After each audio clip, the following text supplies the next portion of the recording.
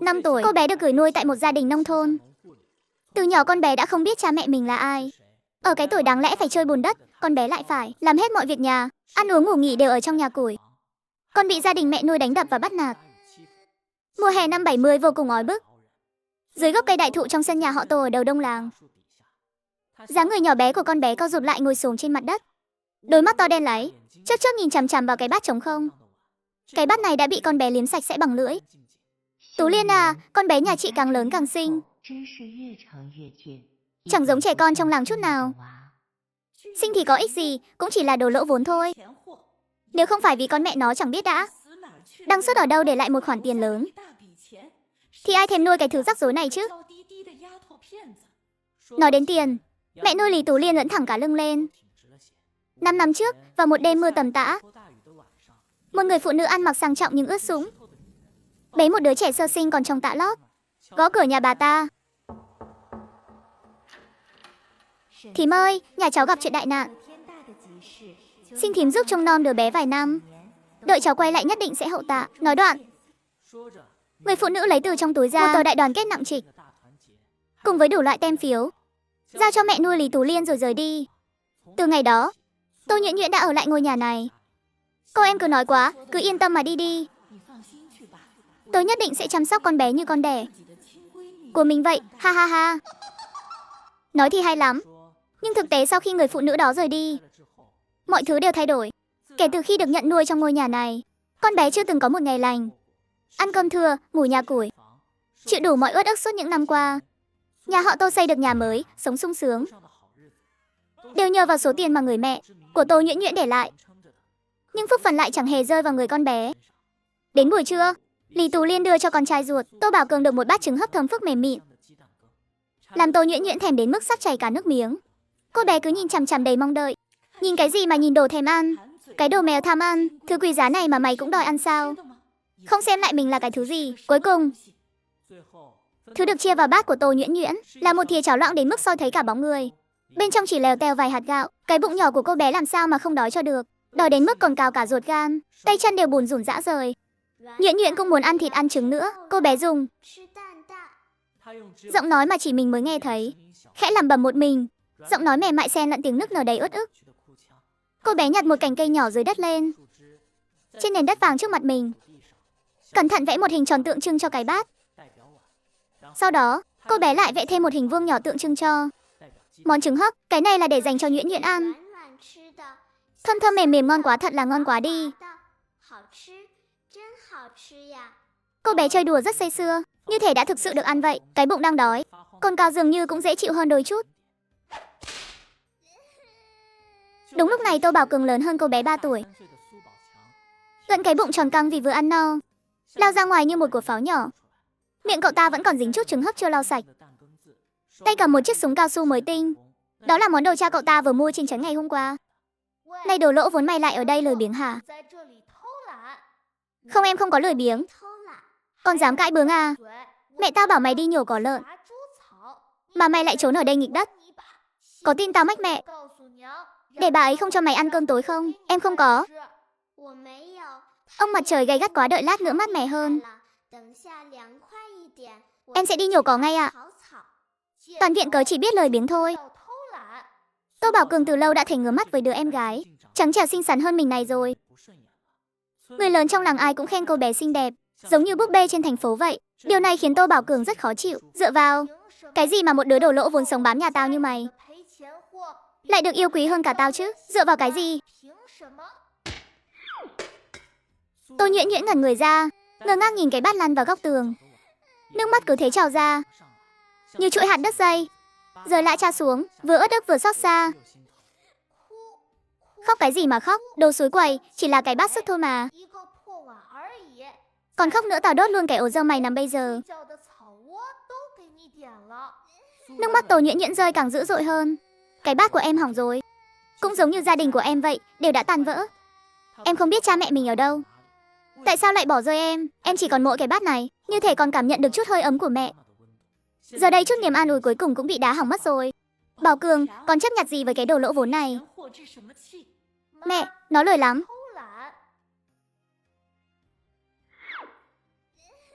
Khóc khóc khóc, suốt ngày chỉ biết khóc. Ăn cơm nhà tao, uống nước nhà tao mà còn muốn làm loạn chắc. Con không mau đi nhổ cỏ lợn đi. Hôm nay mà không đầy một giỏ thì tối nay đừng hòng có cơm mà ăn. Cái bát của con. Có cái bát sức thôi mà. Gào khóc cái gì, mau đi đi, đừng có ở đây làm trướng mắt tao. Em nhìn cái bát nước trong tay. Mọi tiếng khóc đều nuốt ngược vào trong, em biết khóc cũng vô ích. Chỉ tổ bị tác động vật lý và mắng chửi nặng hơn thôi. Em đem cái bát đã nứt, cẩn thận giấu vào đống rơm trong nhà củi, rồi nhấc cái giỏ tre cũ nát cao hơn cả người mình ở góc tường lên. Từng bước một đi về phía bờ ruộng ngoài làng. Nhuyễn Nhuyễn không khóc, Nhuyễn Nhuyễn là bé ngoan, phải cố gắng nhổ thật nhiều cỏ. Nhổ đầy giỏ là sẽ có cơm ăn thôi, dưới nắng gắt. Bóng dáng nhỏ bé của em dưới cái nắng độc hại bị kéo dài ra, trông thật cô đơn. Đến bãi cỏ, em cẩn thận lấy ra 3 đồng tiền xu. Đây là thứ duy nhất sư phụ để lại. Khi người rời đi, nhìn thấy đồng xu này, Tô Nhuyễn Nhuyễn như nhìn thấy sư phụ của mình. Sư phụ, Nhuyễn Nhuyễn nhớ người lắm, sao người không đưa Nhuyễn Nhuyễn đi cùng? Đó là chuyện năm em 3 tuổi. Công việc mỗi ngày của em là giúp Lý Tú Liên cho gà ăn. Một ngày nọ, em bưng cái bát sứt đi cho gà ăn. Không cẩn thận bị ngã một cái. Cháo loãng trong bát đổ tung tóe ra đất. Lý Tú Liên chống nạnh, chửi cô bé là đồ phá gia chi tử, cầm cái chổi cồn định đánh cô bé. Đúng lúc đó, một giọng nói vang lên. Dừng tay, đứa trẻ vốn vô tội. Việc gì phải nổi giận?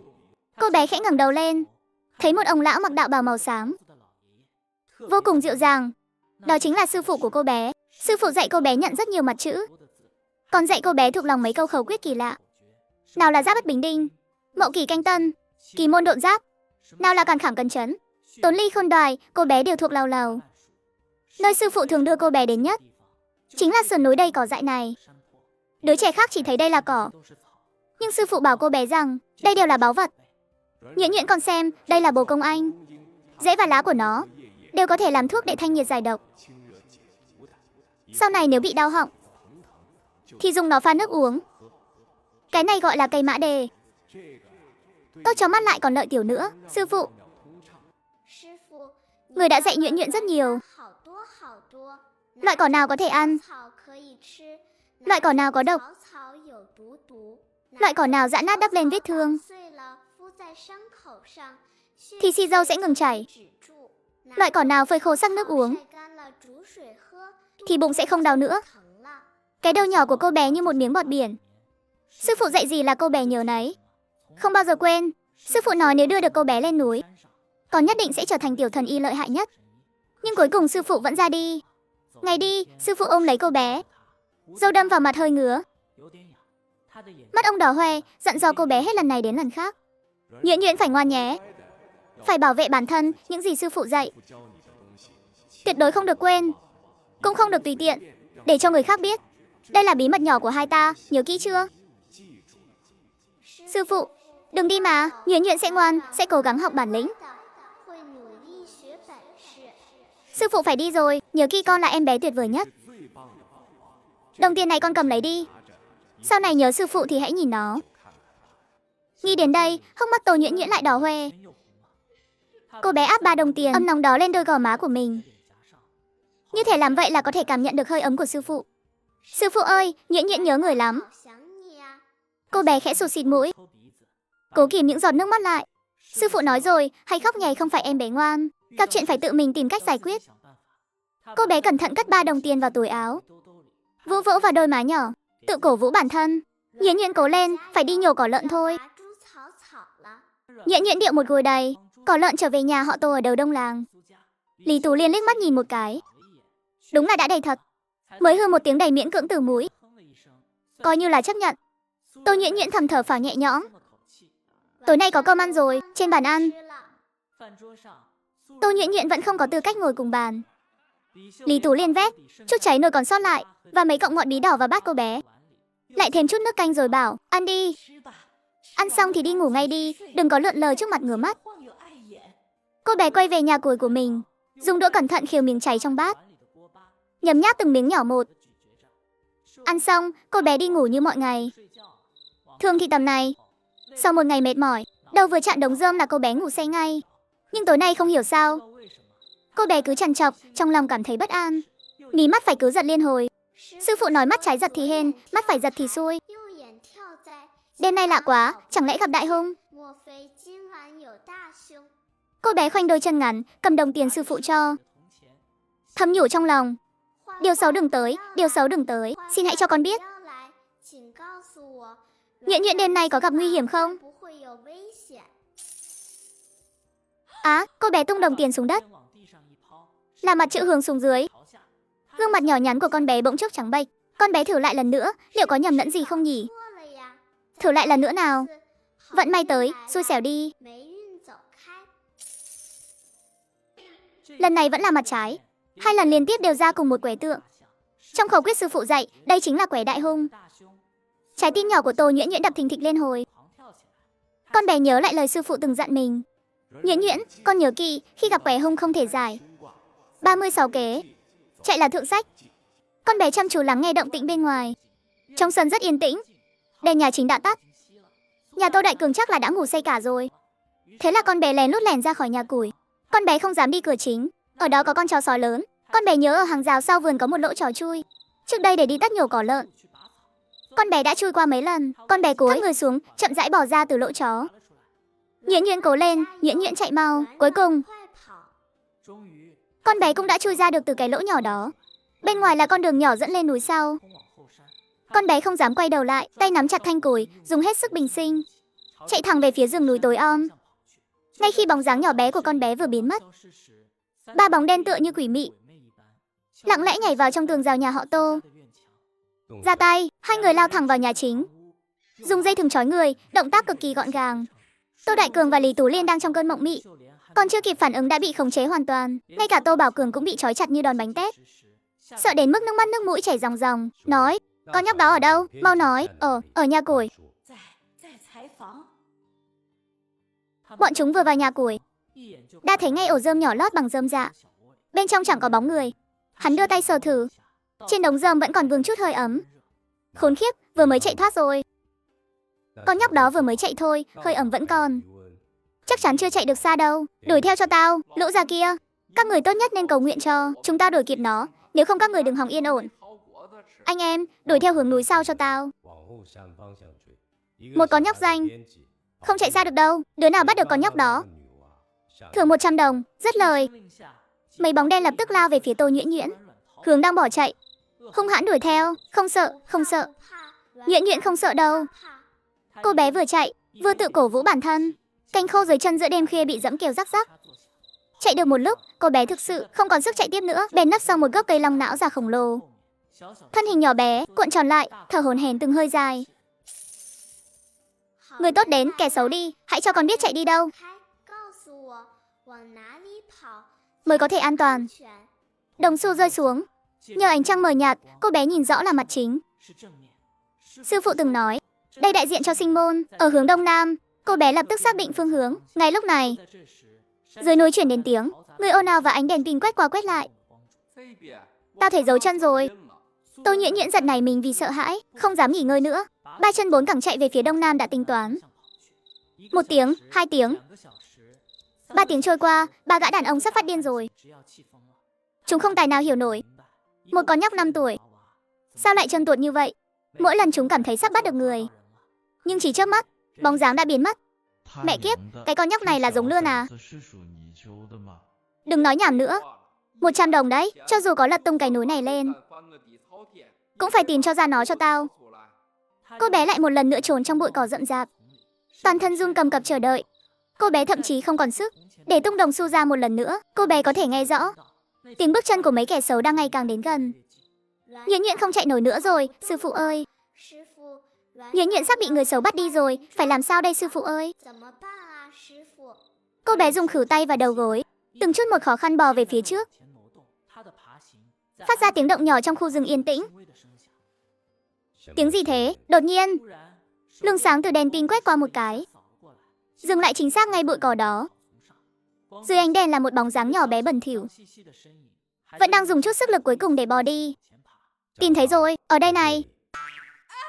Một bàn tay to thô ráp, như gọng kìm sắt tóm lấy cổ áo cô bé, nhấc bổng cô bé lên. Con danh này, Chạy giỏi thật đấy, làm mấy chúng mày mỏi dã cả chân. Tô Nhuyễn Nhuyễn bị bóp cổ đến khó thở. Cô bé không khóc cũng chẳng làm loạn, chỉ dùng đôi mắt to tròn trong vắt như suối nguồn nhìn chằm chằm vào hắn ta. Cũng có cả tính đấy, con lừa mà. Tin hay không tao móc mắt mày ra. Thôi mà đại ca, chấp nhặt gì với một con nhóc tí chứ. Bắt được người là tốt rồi. 100 đồng tới tay, mau rút thôi. Cuối cùng một chiếc bao tải đen trùm xuống. Cô bé bị tống vào bên trong, cơ thể bị ném mạnh lên một bờ vai rắn chắc. Xốc xếch đi xuống núi. Sư phụ, Nhuyễn Nhuyễn không bảo vệ được bản thân. Ba ơi, mẹ ơi, mọi người ở đâu? Nhuyễn Nhuyễn sợ lắm. Ngồi yên đó cho tao. Dám giở trò là tao đánh gãy chân. Các người sao lại bắt cháu? Nhóc con, mày đáng giá 100 đồng đấy. Tô Nhuyễn Nhuyễn co rúm trong góc. Cơ thể nhỏ bé không ngừng run rẩy. Cô bé rất sợ, tại sao họ lại bắt mình? Họ định làm gì mình đây? Cô bé nhớ sư phụ rồi. Nếu sư phụ ở đây chắc chắn sẽ bảo vệ cô. Đại ca, phía trên rốt cuộc nói sao về con danh này? Cứ nhốt nó mãi thế này cũng không phải cách. Đang chờ lệnh. Biết đâu đến lúc đó sẽ cho đăng xuất tại chỗ. Đăng xuất là có ý gì? Chẳng lẽ giống như người trong làng thịt gà, cứ ngang cổ một cái là không bao giờ cử động được nữa? Sư phụ ơi, làm sao bây giờ ạ? Nhuyễn Nhuyễn không muốn hẹo đâu. Sư phụ ơi, Nhuyễn Nhuyễn còn chưa được ăn bữa nào no cả. Nghe thấy chúng định xử lý mình, con bé sợ đến mức không dám khóc thành tiếng, chỉ biết cắn chặt nắm đấm nhỏ của mình, chặn đứng tiếng nức nở trong cổ họng. Cái thời tiết quái quỷ này, lương khô mang theo đã ăn sạch rồi. Ngày mai phải xuống núi tìm cái gì đó ăn thôi. Đường trơn thế này thì đi kiểu gì? Ngã hẹo còn hơn là chết đói. Ngày mai nhất định phải đi. Nghe thấy bọn chúng sắp ra ngoài, trái tim Tô Nhuyễn Nhuyễn đập liên hồi. Đây là cơ hội để con bé trốn thoát. Ông trời phù hộ, sư phụ phù hộ cho con. Nhuyễn Nhuyễn có chạy thoát được không? Ngày mai có phải ngày tốt không? Con bé tung đồng xu, cả ba mặt đều là sinh môn. Con bé xúc động suýt chút nữa hét lên. Nước mắt lạ chạ rơi xuống. Đây là những giọt nước mắt của hy vọng. Ngày hôm sau trời tạnh mưa. Lão Tam, mày ở đây canh giữ, tao xuống núi một chuyến. Đã rõ thưa đại ca. Các anh cẩn thận nhé. Tiếng bước chân dần xa. Thời gian từng chút một trôi qua. Mỗi giây trôi qua dài tựa như một năm. Mê mơ. Hóa ra là bị ngã ngất đi rồi. Đúng là trời giúp mình. Tô Nhuyễn Nhuyễn dồn hết sức lực để tông vào cánh cửa gỗ cũ nát. Cố lên Nhuyễn Nhuyễn, cố lên.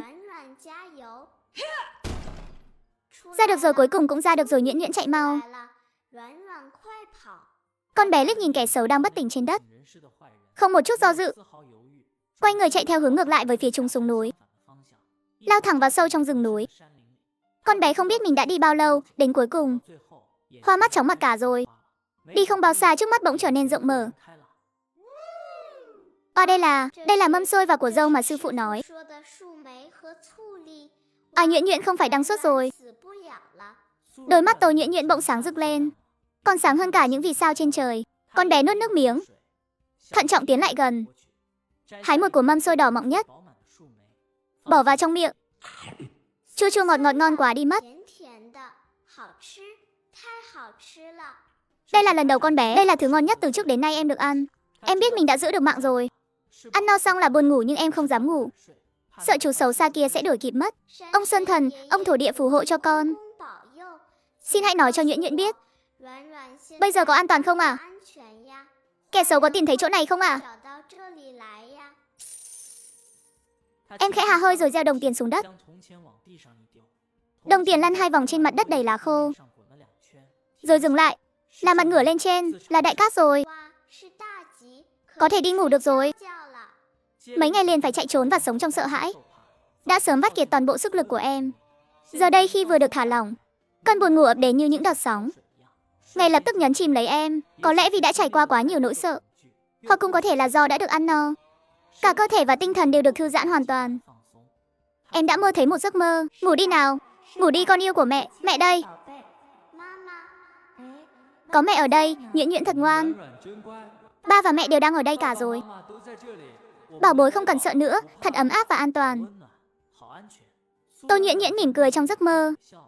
Đó là nụ cười mãn nguyện từ tận đáy lòng. Thế nhưng, đang cười là thế, nhưng nước mắt lại không nghe lời, chảy ra từ khóe mắt đang nhắm nghiền. Ba ơi, mẹ ơi, Nhuyễn Nhuyễn nhớ ba mẹ nhiều lắm. Tại sao ba mẹ lại không cần Nhuyễn Nhuyễn nữa? Trong cơn mơ, cơ thể nhỏ bé của em bắt đầu run rẩy. Đôi lông mày cũng nhíu chặt lại, như thể đang phải chịu uất ức lớn lắm. Nhuyễn Nhuyễn ngoan lắm mà. Nhuyễn Nhuyễn biết làm việc, biết cắt cỏ, biết rửa bát. Nhuyễn Nhuyễn ăn ít lắm luôn. Đừng bỏ rơi Nhuyễn Nhuyễn mà. Tiếng lẩm bẩm uất ức biến thành những tiếng thút thít nghẹn ngào, những giọt nước mắt không dám rơi ở nhà họ Tô. Nỗi sợ hãi kìm nén khi bị kẻ xấu bắt. Sự cô đơn khi một mình chạy trốn trong núi. Vào chính khoảnh khắc này, trong vòng tay ảo mộng, nhưng lại vô cùng ấm áp này, tất cả hóa thành dòng nước lũ vỡ đê. Cha ơi, mẹ ơi. Mơ tỉnh rồi, cha mẹ không thấy đâu. Nước mắt con, cứ thế lại chả tuôn rơi. Không được khóc. Sư phụ đã nói khóc lóc chẳng ích gì, phải làm. Một đứa trẻ cố gắng, con phải đi tìm cha. Tìm mẹ, nói đoạn, con đã có mục tiêu. Trong cơ thể nhỏ bé ấy, dường như tức khắc tràn đầy sức mạnh. Trước khi đi, con lại gieo quẻ bói một lần nữa. Con muốn biết cha mẹ đang ở đâu. Con nâng những đồng xu trong tâm trí, cố gắng hình dung dáng vẻ cha mẹ trong mơ. Ông, trời ơi, xin hãy cho Nhuyễn Nhuyễn biết cha mẹ ở đâu ạ. Nhuyễn Nhuyễn phải đi tìm họ. Đồng xu rơi xuống quẻ, hình tượng lại có chút mờ mịt. Nó không chỉ ra một địa điểm cụ thể, chỉ đưa ra một hướng đi đại khái. Đi về phía bắc là tìm được cha mẹ sao? Tô Nhuyễn Nhuyễn tuy có chút hụt hẫng, nhưng rất nhanh đã phấn chấn trở lại. Có phương hướng, vẫn tốt hơn là không có phương hướng nào. Chỉ cần cứ đi về phía bắc, đi mãi, chắc chắn sẽ có ngày tìm được cha mẹ. Nhận biết lại phương hướng, bước đôi chân ngắn nhỏ bắt đầu đường ra khỏi núi. Nhưng ngay lúc này, một luồng gió nồng nặc mùi tanh và hôi hám đột nhiên lao ra từ bụi cỏ bên cạnh. Con bé ngẩng phát đầu, thấy một con sói xám đang từ phía sau lùm cây phía trước, thong thả bước ra ngoài.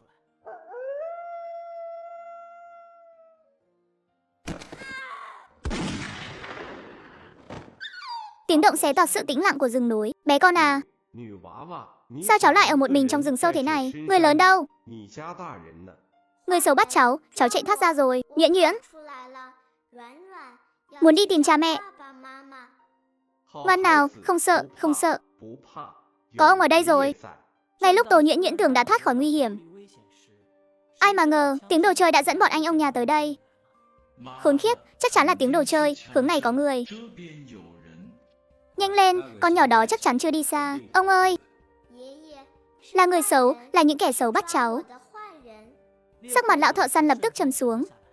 Ông không nói hai lời, nói đoạn liền bế thốc Tô Nhuyễn Nhuyễn lên. Rất nhanh sau đó, hai tên to xác vừa chửi rủa vừa chui ra từ trong rừng. Con nhái con kia, mày còn dám chạy à? Ông là ai? Bớt lo chuyện bao đồng đi, đặt đứa bé xuống không thì tao.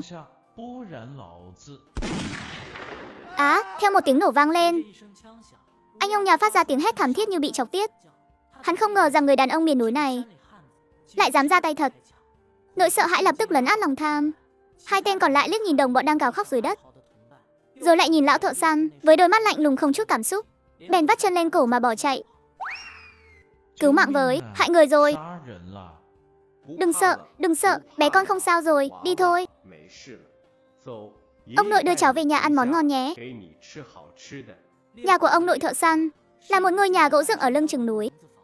Căn nhà không lớn, nhưng được dọn dẹp rất sạch sẽ.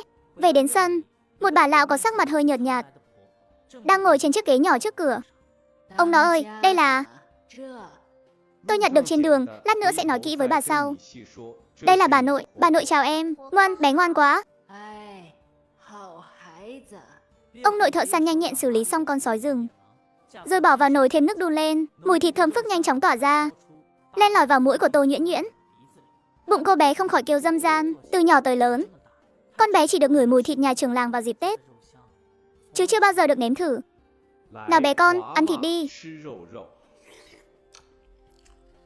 Anh, thơm quá đi ạ. Ngon quá, thật sự quá ngon luôn ông nội ơi. Bà nội ăn của đi ạ, của này ngọt lắm. Con bé chọn của mâm xôi to nhất, ngon nhất. Đưa đến bên miệng ông nội thợ săn. Ông nội sững sờ, nhìn con bé đang nâng của mâm xôi, với khuôn mặt nhỏ nhắn đầy vẻ mong chờ. Người đàn ông, cả đời đối mặt với thú dữ trong rừng. Đôi mắt bỗng chốc đỏ hoe, thật là một đứa trẻ hiểu chuyện, chỉ vì được chia cho miếng ăn, mà đã đem thứ quý giá nhất của mình ra chia sẻ. Đứa trẻ xinh xắn như búp bê phúc lộc này, sao lại có người nỡ lòng vứt bỏ chứ? Thậm chí còn bị truy sát. Thế đạo này thật là đảo lộn trắng đen. 2 ngày tiếp theo là những ngày hạnh phúc nhất của Tô Nhuyễn Nhuyễn. Ông nội thợ săn và bà nội đối đãi với cháu như cháu ruột. Ông nội mỗi ngày đều nấu canh thịt cho cháu, khiến khuôn mặt nhỏ hóp lại của cháu đã có chút thịt. Nhuyễn Nhuyễn rất ngoan ngoãn, biết cầm chổi nhỏ quét lá rụng trong sân. Dù cho quét cũng không được sạch lắm. Chiều hôm đó, cháu lại thấy bà nội ngồi trên ghế đầu nhỏ, vừa thở dốc vừa đấm lưng. Bà nội ơi, có phải bà thấy không khỏe không ạ? Bà không sao, bệnh cũ thôi, nghỉ ngơi chút là khỏe. Nhuyễn Nhuyễn lại không tin, sư phụ từng dạy cháu. Vọng văn vấn thiết, người thầy thuốc phải có lòng nhân từ. Bà nội ơi, trong người bà có con sâu xấu đang cắn phổi và lưng của bà đó, nên bà mới bị ho và đau cái lưng đó ạ. Cái đồ tinh danh này, cháu còn biết tại sao đau lưng cơ à? Nói như thật vậy đó, bà nội ơi. Nhuyễn Nhuyễn biết chữa bệnh mà, sư phụ dạy cháu nhiều bản lĩnh lắm. Nhuyễn Nhuyễn có thể giúp bà đuổi con sâu xấu đi. Nhìn dáng vẻ chắc nịch của nhóc con, bà nội chỉ thấy vừa buồn cười vừa cảm động. Ái cha, Nhuyễn Nhuyễn của chúng ta giỏi thế cơ à? Nhưng bệnh của bà là bệnh cũ, không chữa khỏi đâu, bác sĩ ở trạm xá nói rồi. Chỉ có thể tầm bổ thôi, chúng ta đừng tốn tiền oan. Có tiền thì để dành mua kẹo cho Nhuyễn Nhuyễn ăn. Có được không? Trong quan niệm chất phác của người già, chữa bệnh là phải tốn rất nhiều tiền. Bà thà chịu khổ cũng muốn dành điều tốt nhất cho đứa trẻ đáng thương này. Sư phụ từng nói, ai tốt với mình thì mình phải tốt lại gấp bội lần. Ông bà nội tốt với cháu như vậy, cháu nhất định phải chữa khỏi bệnh cho bà. Sáng sớm hôm sau, nhân lúc ông nội thợ săn xuống núi đồi ít muối, còn bà nội đang chợp mắt trong phòng, Nhuyễn Nhuyễn đeo chiếc túi vải nhỏ đã bạc màu, một mình lén lút lẻn vào núi sau. Đây là có cầm si dâu nè. À, cái này là vị thuốc trị ho nè. Cái này là của đỏ, có thể bồi bổ cơ thể cho bà nội. Hãy thêm một chút nữa. Cây bóng dáng nhỏ bé của cháu len lỏi trong rừng, giống như một chú ong nhỏ chăm chỉ. Sau khi chiếc túi vải nhỏ đã được nhét đầy ắp, Nhuyễn Nhuyễn mới hài lòng xuống núi. Nhưng khi gần đến cửa nhà, con bé lại thấy mấy thím hàng xóm đang vây quanh cổng viện, đang bàn tán xôn xao. Vừa này vẫn còn khỏe mà, bỗng nhiên ngất xỉu, mặt trắng bệch cả da. Sợ chết người đi được, đã bảo người nhà nhị ngưu chạy đi, gọi anh Trương rồi. Mấy người chúng tôi đưa bà ấy đến trạm xá trước. Bà ơi đừng sợ, Nhuyễn Nhuyễn đến cứu bà đây. Trong trạm xá, mùi nước sát trùng nồng nặc lan tỏa. Bà lão nằm trên chiếc giường bệnh thô sơ duy nhất, đôi mắt nhắm nghiền, môi đã bắt đầu tím tái. Là chứng hôn mê do bệnh lao phổi mãn tính gây ra, cộng thêm cơ thể suy nhược vì lao lực nhiều năm, nên tảng sức khỏe quá kém. Tôi đã tiêm cho bà ấy một mũi rồi, nhưng hiệu quả không lớn đâu ông anh à. Nói câu này có thể ông không thích nghe, nhưng bệnh này, điều kiện ở trạm xá của chúng ta thực sự là hết cách rồi. Chỉ có thể tận nhân lực chi thiên mệnh. Bác sĩ, cầu xin ông, hãy nghĩ thêm cách đi, chú bác sĩ. Chú ơi dùng cái này cứu được bà mà. Láo nháo. Trẻ con đừng ở đây gây thêm chuyện, đây là trạm xá, là nơi chữa bệnh cứu người, không phải nơi để cháu chơi đồ hàng. Thuốc tây, ngay cả penicillin ở đây còn chẳng ăn thua. Mấy cọng cỏ rác này của cháu thì có ích gì? Không phải cỏ rác đâu ạ. Đây là long đờm thảo, có thể thanh nhiệt phổi, còn đây là hoàng tinh, có thể bổ khí. Chuyện này làm sao có thể? Một đứa trẻ làm sao có thể biết những thứ này? Vị bác sĩ thấy con bé, đọc chính xác tên và công dụng của các loại thảo dược. Gương mặt ông ta hết xanh lại trắng. Tuy ông ta chủ yếu học Tây y, nhưng cũng biết đôi chút về thảo dược. Đứa trẻ này nói không sai một chút nào. Nhưng điều đó vẫn không thể thay đổi cách nhìn của ông ta. Ngược lại còn khiến ông ta càng khẳng định đây là sự quấy rối. Đứa trẻ này không lẽ bị kẻ xấu nào đó trên núi dạy hư rồi sao? Nói năng rành mạch như vậy. Từ cuốn truyện nào? Con đọc từ trong sách ra, còn nhắc lại lần nữa. Y học là khoa học, không phải phong kiến mê tín. Đây là sự kế thừa thảo dược trung y cổ xưa. Chú bảo đây là mê tín sao? Con không có chơi đồ hàng. Cũng không phải mê tín, nếu chú không tin cứ để Nhuyễn Nhuyễn. Thử xem, nếu Nhuyễn Nhuyễn không chữa khỏi cho bà nội, Nhuyễn Nhuyễn. Nhuyễn Nhuyễn sau này sẽ không bao giờ ăn thịt nữa. Nhìn đôi mắt trong veo mà quật cường của đứa trẻ, lại nhìn người bạn già hơi thở mong manh trên giường bệnh. Lão thợ săn, ông nội nghiến răng đưa ra một quyết định táo bạo. Bác sĩ Vương hay là cứ để con bé thử xem sao. Bà nó đã thành ra thế này rồi, còn tệ hơn được nữa. Đâu chứ, tôi tin con bé. Được. Tôi không quản nữa, có chuyện gì các người tự chịu trách nhiệm. Tôi cũng muốn xem mấy cọng cỏ này làm sao giúp bà cụ cải tử hoàn sinh. Được sự cho phép, Nhuyễn Nhuyễn lập tức hành động. Con bé chỉ huy lão thợ săn, ông nội sang bếp bên cạnh lấy ấm sắc thuốc nhóm lửa. Sau đó đem mấy vị thảo dược dựa theo thứ tự và liều lượng nhất định bỏ vào ấm. Suốt quá trình đó, khuôn mặt nhỏ nhắn của con bé đầy vẻ điềm tĩnh và tập trung không đúng với lứa tuổi. Như thể đã làm việc này hàng ngàn lần rồi. Bác sĩ Vương ban đầu đầy vẻ khinh thường, nhưng càng nhìn, biểu cảm trên mặt ông ta càng thay đổi. Chuyện này sao có thể? Con bé mới có 5 tuổi, thủ pháp xử lý dược liệu của đứa trẻ này thật lão luyện. Khi Nhuyễn Nhuyễn lấy từ trong túi áo ra một gói giấy nhỏ, cẩn thận lấy ra một ít bột trắng, bỏ vào trong ấm thuốc. Nước thuốc trong nháy mắt từ đục ngầu trở nên trong vắt và tỏa ra một mùi hương thanh khiết kỳ lạ. Miệng bác sĩ Vương đã hơi há hốc ra, trong ánh mắt tràn đầy sự ngạc nhiên. Khó mà tin nổi, thuốc sắc xong rồi. Lão thợ săn cẩn thận thổi nguội dưới sự chỉ dẫn của Nhuyễn Nhuyễn, từng chút một đút cho bà lão uống. Bác sĩ Vương cũng vô thức tiến lại gần, đôi mắt nhìn chằm chằm vào người bệnh trên giường. Kỳ tích đã xảy ra, bà lão vốn đang hôn mê, đầu ngón tay khẽ cử động một cái. Nước, ông nó ơi, tôi khát. Bà nó ơi, ba tỉnh rồi. Cả trạm xá trong phút chốc im phăng phắc. Mọi người đều nhìn con bé như nhìn thấy thần tiên, chăm chăm nhìn vào cô bé đang dùng bàn tay nhỏ nhắn lau những giọt mồ hôi trên trán. Bác sĩ Vương như bị sét đánh ngang tai, nhanh chân lao đến trước giường bệnh, cầm ống nghe lên kiểm tra cho bà lão một lần nữa. Chuyện này, sao có thể chứ? Việc mà thuốc Tây cũng không làm được, một bát thảo dược lại làm được, thật không thể tin nổi. Quá đỗi phi thường. Ông ấy lao đến trước mặt Nhuyễn Nhuyễn, không còn chút coi thường hay khinh miệt nào như trước. Thay vào đó là sự kinh ngạc và lòng khâm phục chân thành. Cô bé, không, tiểu thần y, cháu học y thuật này từ vị cao nhân nào vậy? Hôm nay tôi đúng là được mở mang tầm mắt. Tin bà lão có thể đi lại được sau nửa ngày lán khắp hẻm núi. Lão thợ săn nhìn Nhuyễn Nhuyễn đầy kính trọng và biết ơn. Ông đem nửa bát bột mì cuối cùng làm thành bánh hành, hai ông bà không nỡ ăn mà để dành cho con. Nhuyễn Nhuyễn lấy ra 3 lá bùa vàng và một cây bút lông nhỏ rồi, nhỏ một giọt máu vào bát nước sạch. Hai ông bà nín thở dõi theo, không dám thở mạnh.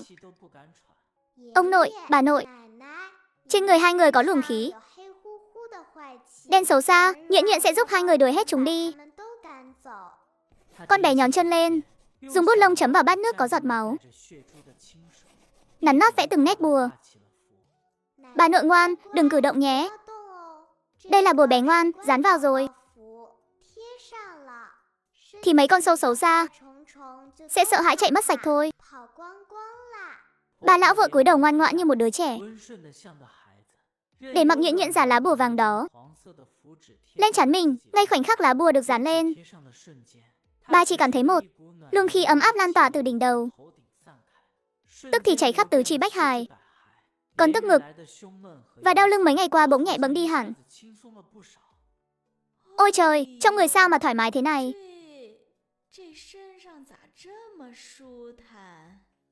Ông nội cũng phải dán nữa. Ông nội đi rừng quanh năm. Trên người nhiễm nhiều hơi ẩm và khí lạnh. Dán cái này vào. Sau này chân của ông sẽ không còn đau đau nữa đâu. Ông nội thợ săn là một người cứng rắn. Ông đi săn quanh năm. Hãy cứ đến ngày mưa gió, đôi chân phóng thấp lại đau thấu tận xương tủy. Nhưng vừa dàn lá bùa lên, ông lập tức cảm thấy luồng khí lạnh tê mỏi bên trong xương đầu gối. Dường như đã bị thứ gì đó hút đi mất. Cảm thấy ấm áp vô cùng. Nhuyễn Nhuyễn cầm lá bùa thứ 3. Nhìn quanh căn nhà gỗ nhỏ bé này. Cô bé bước đôi chân ngắn chạy đến bức tường đối diện cửa ra vào. Dán lá bùa lên đó một cách thật ngay ngắn. Cái này là dành cho gia đình mình à? Dán ở đây thì những thứ xấu xa sẽ không thể vào nhà được. Gia đình sẽ luôn bình an và hưng thịnh, thưa ông. Cái cây này không tốt đâu ạ. Nó đã hút hết vận may của gia đình mình đi rồi. Rễ của nó mọc trông như một bàn tay lớn, bám chặt lấy phần móng nhà mình. Thế nên lưng bà nội mới đau suốt. Hơn nữa, nó còn che khuất đường nắng chiếu vào, làm trong nhà cứ u ám. Người ở lâu trong đó, sức khỏe sẽ không được tốt. Đằng kia cần mở một cái cửa sổ nhỏ, để đón những tia nắng ban mai đẹp nhất vào nhà. Ánh nắng mặt trời có năng lượng, có thể xua tan hết tà khí trong phòng. Như thế, vận may của gia đình sẽ ngày càng tốt hơn, thưa ông. Ông đi săn sẽ bắt được thêm thật nhiều thịt. Rau bà chồng cũng sẽ tươi tốt lạ thường. Được, nghe lời Nhuyễn Nhuyễn của chúng ta, ngày mai ông sẽ chặt nó đi. Sự xuất hiện của Tô Nhuyễn Nhuyễn như một vị Bồ Tát sống ban cho gia đình lão thợ săn. Một bảo bối nhỏ mang lại phúc lành, nhưng những ngày vui vẻ thường ngắn ngủi. Tô Nhuyễn Nhuyễn vừa hưởng những ngày bình yên. Cũng đã đến lúc phải đi rồi. Đây không phải nhà cô bé. Cô bé còn phải đi tìm bố mẹ mình, thưa ông. Nhuyễn Nhuyễn phải đi rồi ạ. Đi đâu cơ? Đứa bé tí tẹo như cháu thì đi đâu được. Nhuyễn Nhuyễn phải đi tìm bố mẹ. Đi về phía Bắc là sẽ tìm được họ ạ. Cháu đừng nói lăng nhăng. Bên ngoài nguy hiểm thế nào cháu không biết sao? Lỡ lại gặp phải kẻ xấu thì làm thế nào? Cứ ở lại đây với ông. Ông nuôi cháu. Ông nội ơi. Nhuyễn Nhuyễn không thể liên lụy ông. Kẻ xấu sẽ tìm đến đây mất. Với lại Nhuyễn Nhuyễn nhớ bố mẹ lắm. Nhìn vào đôi mắt kiên định lại tràn đầy mong chờ ấy. Trái tim lão thợ săn cứ như thể vừa được cứu một mạng vậy. Đúng thế. Đứa trẻ nào mà chẳng mong nhớ cha mẹ. Bản thân mình chỉ che chở con bé được nhất thời, chứ đâu thể che chở được cả đời. Trong nhà của ông còn một người vợ đau ủng quanh năm, không thể rời xa người chăm sóc. Ông ấy còn có thể làm được bao nhiêu cho đứa trẻ này đây? Sáng sớm ngày hôm sau, lão thợ săn lấy nốt nửa túi bột ngô còn lại trong nhà, làm thành 10 mấy cái bánh dày dặn, lại luộc thêm một miếng thịt sói thật to, gói kỹ bằng giấy dầu. Đi thôi. Ông nội tiện cháu một đoạn. Đây là đồ ăn đi đường, cầm lấy. Ông dẫn theo Nhuyễn Nhuyễn đi một quãng đường núi rất xa, đến một ga tàu hỏa nhỏ ở bên ngoài núi. Lão thợ săn dùng số tiền bán da sói có được, mua cho Nhuyễn Nhuyễn một tấm vé tàu đi phương Bắc.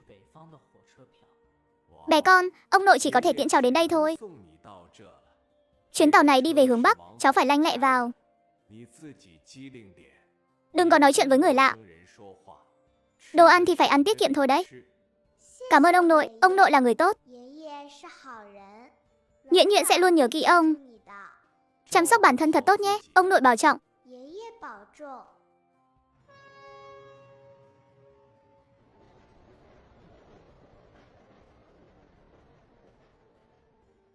Lão thợ săn tiễn Nhuyễn Nhuyễn đi rồi. Trong lòng cảm thấy trống trải vô cùng. Ông đứng trên sân ga vắng lặng, cho đến khi đoàn tàu hỏa kia hoàn toàn biến mất nơi cuối tầm mắt mới quay người đi về. Trên suốt quãng đường đi, ông chỉ mong đứa trẻ hiểu chuyện đến đau lòng này có thể tìm thấy cha mẹ mình một cách bình an. Ông vừa về đến sân nhà, bên trong đã đứng sẵn 7-8 gã đàn ông bậm trợn. Bà già kia, ngồi yên đây, động đậy thử xem. Hôm nay cái thân già này của bà phải đăng xuất thôi. Các người muốn làm gì thì làm. Người của tôi Mà các người cũng dám động vào sao? Gan cũng không nhỏ đâu nhỉ. Tao cũng không nói nhảm với ông nữa. Con nhóc kia đâu? Trái tim lão thợ săn bỗng chốc trùng xuống. Quả nhiên bọn chúng tìm đến vì Nhuyễn Nhuyễn. Ông mím chặt môi không nói lấy một lời. Không nói chứ gì. Không nói thì tao sẽ... Bà nó ơi!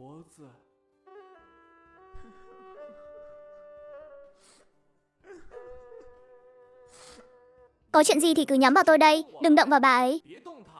Rượu mời không uống lại muốn uống rượu phạt. Anh em, tác động vật lý cho tao, đánh đến khi nào lão nói mới thôi. Mấy tên đàn ông cùng xông lên, nhắm vào ông nội thợ săn mà đầm đá túi bụi. Nói không? Có nói không? Ông bị đánh đến mức xi dầu mũi miệng tuôn ra, ý thức bắt đầu mờ mịt. Nhưng ông vẫn nghiến chặt răng chịu đựng. Ông không thể nói. Ông đã hứa với Nhuyễn Nhuyễn là sẽ bảo vệ con bé. Đứa trẻ đó đã đủ đáng thương rồi. Ông không thể đẩy con bé vào hố lửa thêm lần nữa. Đại ca, tên này cứng miệng lắm. Tao hỏi mày lần cuối cùng, con nhóc đó rốt cuộc đã đi đâu rồi? Ông khạc ra một ngụm xì dâu, yếu ớt ngẩng đầu lên, dùng đôi mắt đầy căm hận trừng mắt nhìn hắn. Quyết không mở miệng. Một tên đàn em vừa chửi bới, vừa bắt đầu lục lọi khắp căn nhà. Hắn muốn xem có tìm thấy manh mối gì không. Căn nhà rất đơn sơ, không có đồ gì đáng giá. Hắn lục tung hòm tủ, khiến căn nhà cũ nát trở nên hỗn độn. Đại ca, anh xem đây là cái gì? Hắn đưa mảnh giấy cho gã đàn ông. Gã đàn ông cầm lấy xem. Đó là một cuốn vé tàu hỏa. Tuy chỉ là một nửa lưu lại, nhưng thông tin bên trên rất rõ ràng. Thời gian khởi hành là sáng nay. Điểm đến là một thành phố phía bắc tên là Thạch Môn. Hắn nhìn cuốn vé một cái, lại nhìn lão thợ săn đang thoi thóp dưới đất. Ngay lập tức hiểu ra mọi chuyện. Được lắm, lão già nhà ông đem người đi rồi chứ gì. Đại ca, giờ tính sao? Tính sao à? Còn tính sao được nữa, đuổi theo. Lão Tam, lão Tứ, tụi mày lái xe đến trạm lớn tiếp theo chặn đường. Nhưng đứa còn lại theo tao ra ga tàu. Tao không tin một con nhóc 5-6 tuổi mà lại có thể bay khỏi lòng bàn tay tao.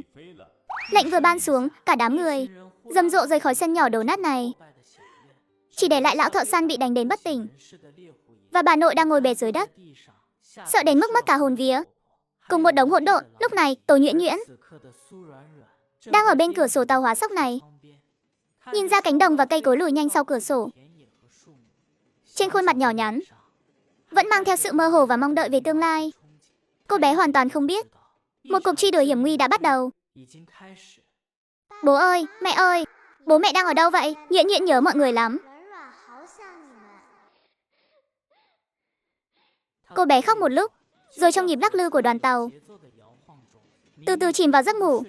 Cũng không biết đã qua bao lâu, cô bé bị đánh thức bởi tiếng xôn xao và kinh ngạc bất ngờ. Trời ơi, cô gái này sao vậy? Mau đến cứu người với. Có người ngất rồi. Tô Nhuyễn Nhuyễn dụi mắt ngồi dậy, thấy ở lối đi đối diện chỗ mình ngồi đang có một đám người vây quanh. Người phụ nữ trung niên đi cùng cô ấy đang khóc nức nở. Tiểu Tĩnh, Tiểu Tĩnh, con tỉnh lại đi, đừng làm mẹ sợ mà. Có phải bị say nắng không? Tôi thấy giống hạ đường huyết. Ai có nước đường không? Nhân viên tàu đâu rồi? Mau đi tìm nhân viên tàu đi. Tránh ra nào. Tô Nhuyễn Nhuyễn khó khăn lắm mới chen được vào trong, ngồi xổm xuống bên cạnh người chị xinh đẹp. Mọi người xung quanh ném cái nhìn trách móc, nghĩ rằng đứa trẻ này thật không hiểu chuyện. Nhóc con, đừng ở đây gây thêm phiền phức, mau tránh ra. Tô Nhuyễn Nhuyễn không thèm để ý, cô bé đưa bàn tay nhỏ ra định chạm vào tay chị ấy. Đứa nhỏ này định làm gì thế? Dì ơi, con là bác sĩ, chị ấy không phải chỉ bị ngất bình thường. Đây là chứng bế quyết, không cứu ngay là sẽ đăng xuất đấy ạ. Cái gì? Bác sĩ á? Con nhóc này tóc còn chưa mọc hết mà cũng đòi làm bác sĩ sao? Đừng có quậy phá nữa. Người lớn nhà ai đây? Mau dẫn đứa trẻ này đi đi. Các người không tin con. Chị ấy sắp đăng xuất rồi đó. Các người có ai dám đảm bảo chị ấy không sao không? Cơ thể nhỏ bé của cô bé nói ra những lời đanh thép. Tiếng cười xung quanh dần tắt, mọi người nhìn nhau. Không ai dám khẳng định. Bé con, cháu thực sự biết chữa bệnh. Biết ạ, biết ạ. Sư phụ đã dạy con, cứu người là quan trọng nhất. Vậy thì cháu cứ thử xem sao. Người gì như vớ được cọng rơm cứu mạng. Như vớ được cọng rơm cứu mạng. Được sự đồng ý, Tô Nhuyễn Nhuyễn lập tức hành động. Bé cố gắng cởi nút áo sơ mi của chị gái xinh đẹp, để chị ấy có thể hít thở dễ dàng hơn. Sau đó bé đưa ngón tay cái nhỏ xíu của mình ra, xác định đúng vị trí huyệt nhân trung nằm giữa mũi và miệng của chị gái. Bé nhấn mạnh xuống, tuy lực của bé không lớn, nhưng vị trí tìm được cực kỳ chính xác. Nhấn một lúc, bé lại đưa hai tay ra, liên tục ấn vào huyệt hầu cốc và huyệt nội quan của chị ấy. Thời gian từng giây từng phút trôi qua, ngay lúc tim mọi người đều treo ngược lên tận cổ họng, chị gái nằm dưới đất bỗng cử động nhẹ. Trong cổ họng phát ra một âm thanh yếu ớt. Mẹ ơi, con bị làm sao thế này? Cử động rồi, cử động rồi. Tỉnh rồi, thật sự tỉnh rồi. Trong đám đông bùng nổ một trận kinh ngạc. Tô Nhuyễn Nhuyễn thấy chị gái đã có phản ứng, trong lòng liền thở phào nhẹ nhõm. Bé lại dùng nắm tay nhỏ nhẹ nhàng đấm vào lưng của chị, tại vị trí huyệt đạo suốt vài phút. Sau đó chị gái xinh đẹp từ từ mở mắt ra. Tiểu Tính, con tỉnh rồi. Trong toa tàu im lặng một hồi lâu. Ngay sau đó, tiếng vỗ tay như sấm vang lên. Thần kỳ quá, đúng là thần kỳ, đứa nhỏ này là thần y rồi. Đỉnh thật đấy, lúc nãy tôi còn tưởng bé nói khoác. Mọi người đều nhìn Tô Nhuyễn Nhuyễn bằng ánh mắt khó tin xen lẫn sự khâm phục và kinh ngạc. Chị gái xinh đẹp tên là Tiểu Tĩnh đó, dưới sự dìu dắt của mẹ, từ từ ngồi dậy. Em gái nhỏ, cảm ơn em, là em đã cứu mạng chị. Không có chi đâu ạ, sư phụ nói y giả nhân tâm, phải cứu giúp mọi người. Em tên là gì thế? Nhà ở đâu và định đi đến đâu? Em tên là Tô Nhuyễn Nhuyễn. Em cũng không biết mình phải đi đâu nữa. Em muốn đi tìm cha mẹ của mình, nhưng không biết họ đang ở nơi nào. Em định tự bói cho mình xem nên đi hướng nào. Lời của bé còn chưa dứt, thì trong lúc hỗn loạn đó, mấy bóng người cao lớn chen lấn đi tới. Con nhóc danh, cuối cùng cũng để bọn tao bắt được mày rồi. Các người là ai? Muốn làm cái gì? Làm gì hả? Chúng tôi là người nhà của đứa trẻ này, đến để đưa nó về nhà. Nhưng ai không liên quan thì cút ngay cho tôi. Nói láo, nếu là người nhà thì sao con bé lại sợ hãi đến mức này? Đúng thế, nhìn bộ dạng hung thần ác sát của các người kìa, trông giống bọn buôn người hơn đó. Bọn buôn người, mọi người ơi, đừng để chúng mang đứa trẻ đi. Mau đi gọi người, mẹ nó, chán sống rồi à. Tất cả cút ra cho tao. Ai dám bước lên lão tử sẽ tiễn người đó đi. Đồ chơi, có hàng nóng kia. Nhìn kia, có đồ chơi. Mọi người vừa mới phẫn nộ xong, trên mặt giờ đây đều lộ rõ vẻ sợ hãi. Họ đều là những người dân lương thiện bình thường. Ai dám lấy mạng mình ra liều với bọn tội phạm liều mạng này chứ? Nhóc con, tao xem lần này còn ai cứu được mày nữa. Chị gái xinh đẹp và mẹ của chị ấy dù sợ hãi, nhưng vẫn bảo vệ Nhuyễn Nhuyễn hết mình, không chịu lùi bước dù chỉ một chút. Các người thật là coi thường pháp luật, giữa thanh thiên bạch nhật mà dám ra tay với một bé gái. Si, bớt lo chuyện bao đồng đi, cút mau. Nếu không lão tử sẽ cho mày đăng xuất. Bác thợ săn, sư phụ. Cha ơi, mẹ ơi, ai cứu Nhuyễn Nhuyễn với. Ngay vào khoảnh khắc ngàn cân treo sợi tóc, một giọng nói lạnh lùng trầm ổn vang lên từ phía sau đám đông. Bỏ đồ chơi xuống. Nhóc con, tao khuyên mày bớt lo chuyện ba đồng đi, nếu không hôm nay tao sẽ cho mày nằm mà xuống tàu. Tôi nói lại lần nữa, bỏ đồ chơi xuống. Mẹ kiếp, mày chán sống rồi à? Anh em, lên hết cho tao.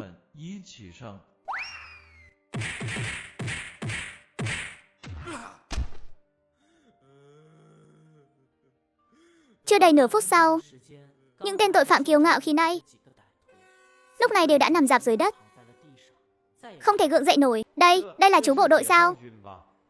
Quá lợi hại luôn. Câu nói này giống như một công tắc, ngay lập tức làm bùng nổ cả toa tàu. Trời đất ơi, đang quay phim sao? Thân thủ này chắc chắn là cao thủ từ trong quân đội ra rồi. Đẹp trai quá, cảm giác an toàn quá đi mất. Hành khách bừng tỉnh đồng loạt, u tới trói chặt những tên xấu xa đã mất sức chiến đấu. Tô Nhuyễn Nhuyễn ngước nhìn anh bộ đội đã cứu mình. Đôi mắt sáng rực như những vì sao trong đêm lạnh. Một cảm giác an toàn ấm áp bao bọc lấy con bé. Như đứa trẻ chơi mệt rồi được về nhà, như thấy ngọn đèn của riêng mình giữa đêm khuya. Đứa trẻ này đã phải chịu bao nhiêu khổ cực rồi. Đừng sợ nữa, kẻ xấu bị chú đánh bại rồi. Nói rồi chú kéo mấy tên xấu xa đó đi. Tô Nhuyễn Nhuyễn ngước khuôn mặt nhỏ nhắn lên, chăm chú nhìn theo bóng lưng ấy. Lòng bỗng thấy bình yên và khao khát được lại gần. Rõ ràng mới gặp lần đầu mà chẳng hề thấy lạ lẫm. Cô bé vô thức lấy đồng xu nhỏ sư phụ cho ra. Muốn bói xem nhân duyên không rõ ràng này. Đồng xu rơi xuống, cô bé nhìn quẻ mà sững người. Quẻ tượng rõ ràng không phải quẻ nhân duyên mà là quẻ tìm thân nhân. Là chú ấy, chính là chú ấy. Chú ấy là cha mình, Tô Nhuyễn Nhuyễn. Cô bé bỗng đứng bật dậy áp sát vào cửa sổ xe. Dùng hết sức bình sinh, đập mạnh vào lớp kính, hướng về phía sân ga đã dần mờ mịt. Tiếng gào khóc xé lòng vang lên. Cha ơi, cha quay lại đi mà. Nhuyễn Nhuyễn ở đây này cha ơi. Cô bé 5 tuổi thông thạo bói toán. Cô bé tính ra cha đang ở quân khu cách xa ngàn dặm. Thế là cô bé quyết định đội gió tuyết, vươn ngàn dặm xa đi tìm cha. Ở trên tàu hỏa, Tô Nhuyễn Nhuyễn đã lướt qua cha mình. Nhìn cha ngày càng xa dần, tâm trạng vui sướng rơi xuống vực thẳm. Nhuyễn Nhuyễn đừng khóc, đó là cha cháu sao?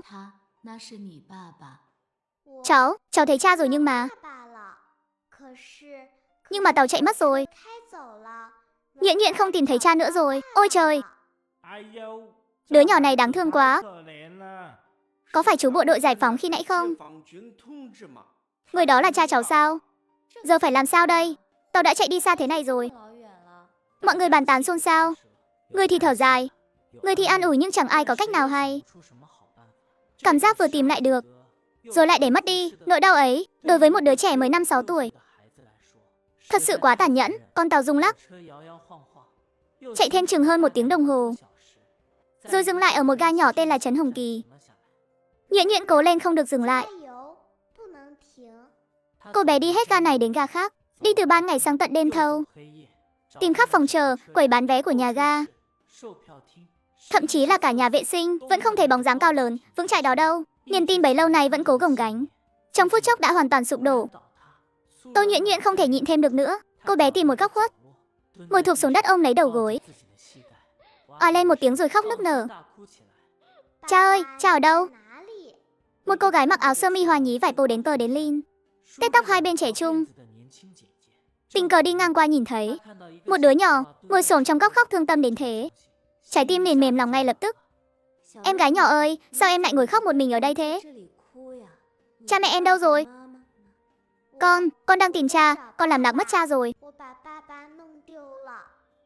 Tìm cha sao? Vậy em có biết cha mình đang ở đâu không? Chú ấy tên gì? Nhà ở đâu? Con không biết. Ai chà, đừng khóc nữa mà. Em kể cho chị nghe cha em trông như thế nào. Biết đâu chị lại từng gặp rồi thì sao? Nhắc đến dáng vẻ của cha, trong đôi mắt của Tô Nhuyễn Nhuyễn bỗng chốc lóe lên một tia sáng. Cha của con là một quân nhân, cha mặc bộ quân phục cũ. Cha cao lắm, cao thật là cao. Cao hơn tất cả mọi người, mắt cha sáng lấp lánh, như những vì sao trên trời vậy. Tay cha rất to, có thể đánh đuổi mọi kẻ xấu. Tóc của cha lại trắng tinh như hoa tuyết vậy. Chắc là cha đã về lại doanh trại rồi. Và ngay lúc này, anh lính Cố Thành đang ngồi trong xe quân sự. Trong lòng đột nhiên cảm thấy trống trải. Anh chợt nhớ đến đứa nhỏ tên Nhuyễn Nhuyễn đó, càng thêm lo lắng cho người vị hôn thê đã mất tích 6 năm. Năm đó khi họ sắp sửa kết hôn, thì anh nhận được nhiệm vụ khẩn cấp. Đến khi anh từ chiến trường trở về, gia đình cô ấy đã không còn, bặt vô âm tín, chẳng rõ còn mất. Những năm qua anh liều mạng huấn luyện, bất chấp tính mạng làm nhiệm vụ, vừa tự trách vừa nhớ nhung. Đợi đến bạc cả đầu, vết thương lòng vẫn mãi không lành. Em gái à, chú quân nhân mà em nhắc tới, có phải là người đã bắt bọn xấu trên tàu không? Vâng à, ba là anh hùng, đã đánh đuổi hết bọn xấu rồi.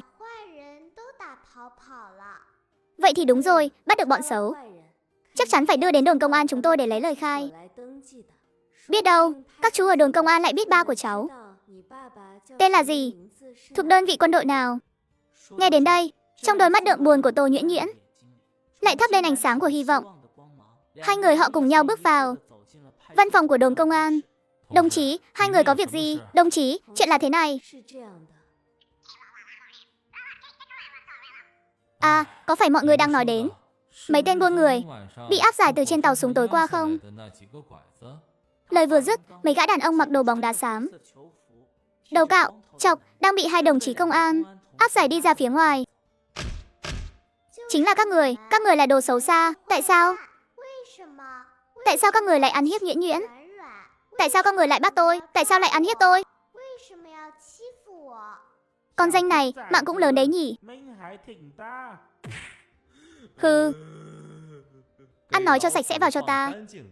Đồ khốn, dám ăn hiếp trẻ con à? Đồng chí gái này, cô hãy đưa bé ra bên cạnh nghỉ ngơi. Mấy tên này phải đưa vào phòng thẩm vấn. Hôm nay ta phải xử lý bọn chúng cho ra trò. Nói, sau lưng, còn có ai nữa? Sao lại bắt cóc đứa trẻ này? Ta nói cho các người biết hôm nay đã rơi vào tay ta, thì đừng hòng giấu giếm, ai cũng đừng mong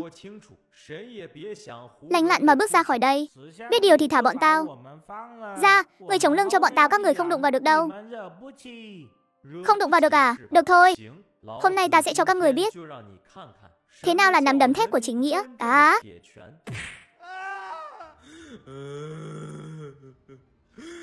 Ta không cần biết sau lưng các người là ai, cũng chẳng quan tâm có đụng vào được hay không. Hôm nay ta cứ tẩn các người trước đã.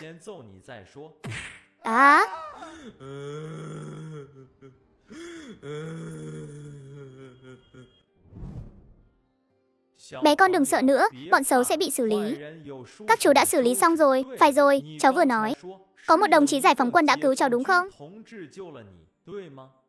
Chú ơi, chú có biết anh bộ đội đó tên là gì không à?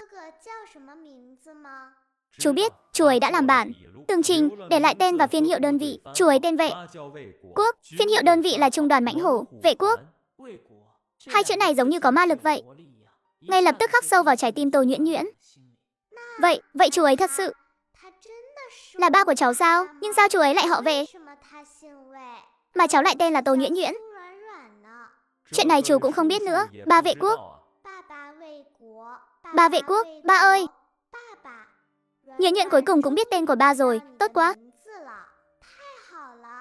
Nhưng niềm vui sướng ấy chẳng kéo dài được bao lâu.